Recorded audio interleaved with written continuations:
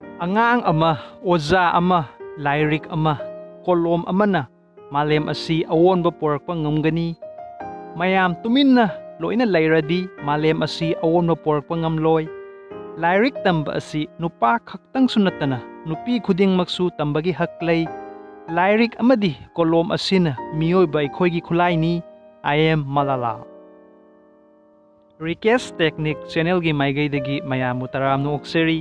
Ngasigi video asidagi mayamna khangbigani madudi numidang khuding mapabung na kari tawkhiba, talibanina kari tawkhiba, kari maramgi nongmai kapsankhiba, Nobel Prize Karigi fangkhiba, future project awards mayam asi khangbibagidamag video asi hawbadagi loiba fawbatang yengbiyu.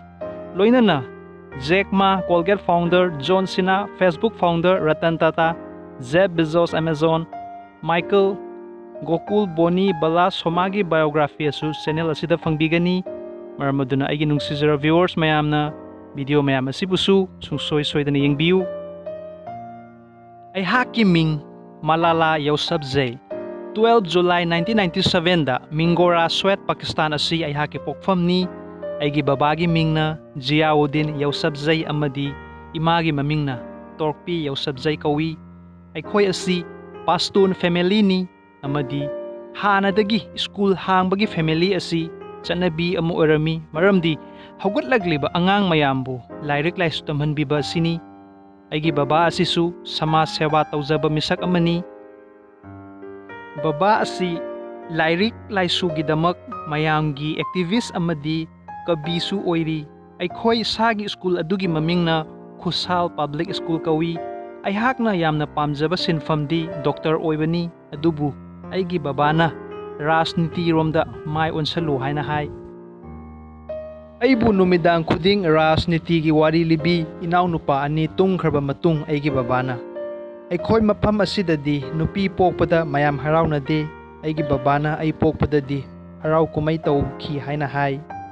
Ai laibak yamna phabi nupi amani haina khanjai. Aigi ming Malala thonkhibagi yamna chawrba maram ama lei madudi aikhoigi mafam asi Afghanistan amadi Pakistan gi marakta leiba mafam amani. Asida Malalia kaubi nupi ama hana leirami. Matam aduda British na palami. Maduda aikhoi lamgi miyoi singna British ka lan soknaki.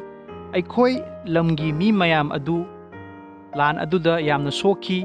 Lan gi manung aduda Malalia kaubi nupi aduna laibakta target tawba phiral adu paikhatlaga mayambu thauna pikhi. Adugi matung nupi aduda British na nongmai maru kapsinkhibadagi leikhidre. Malalia gi thauna adu hojiksu lamdam asida nung oina haklaga thamli. Asidagi ming asi lauraga aigi babana aihaki ming asi Malala thonkhibani. Aikhoi isagi school adu ka ani khaktani amana aikhoi imung manung lei amana angang mayam lairik tamphamni. Aikhoi mafam asida taliban terrorist yamna kalli angang mayambu lairik tamhande mi hatpa brainwash tawba fataba thabak kaya ama tawkhirami. Aina hawgatlagliba angangsing maru oina nupisingbu ahenba thabak kharadi tawhaningki. Taliban na aibu kihalabasu kigadaba nupi adudi ay nate. September 2008 ta Taliban gi mayokta aina wangangba hawki.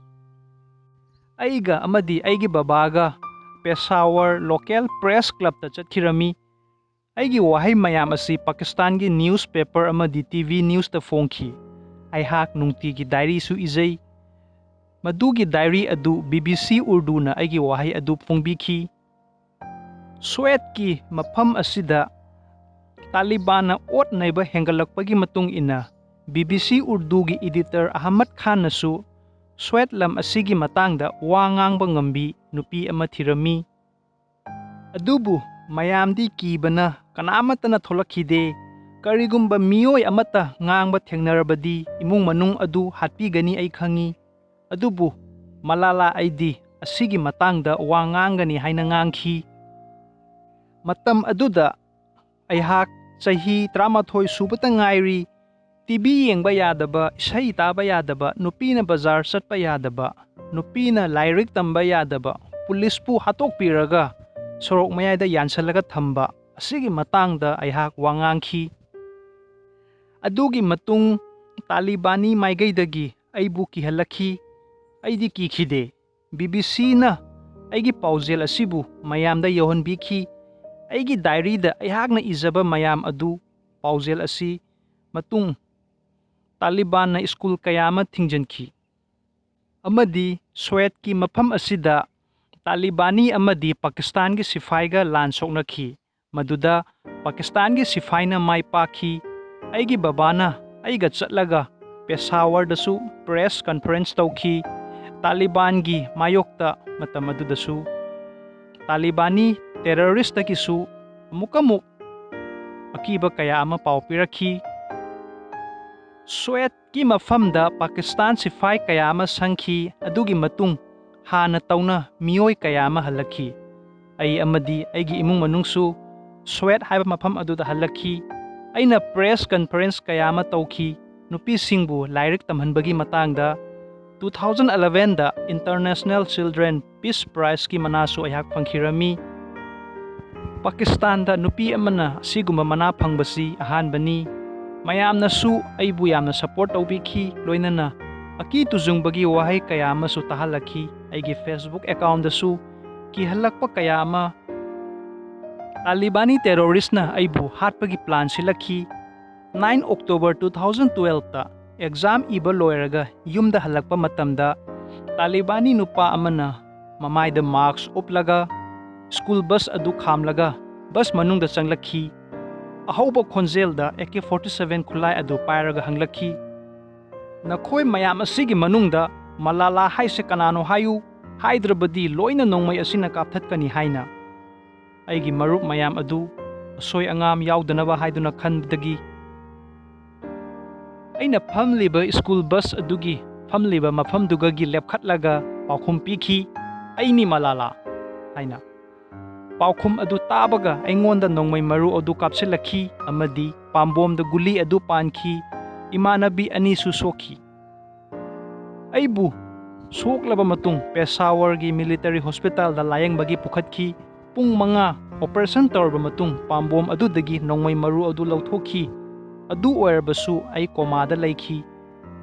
Matam aduda Pakistan da ihau hauki amadi sarkar na aibu United Kingdom London da puraga layeng bagi warep lepki layeng ba matung komada faraki adubu ta bagi sakti adu laikide.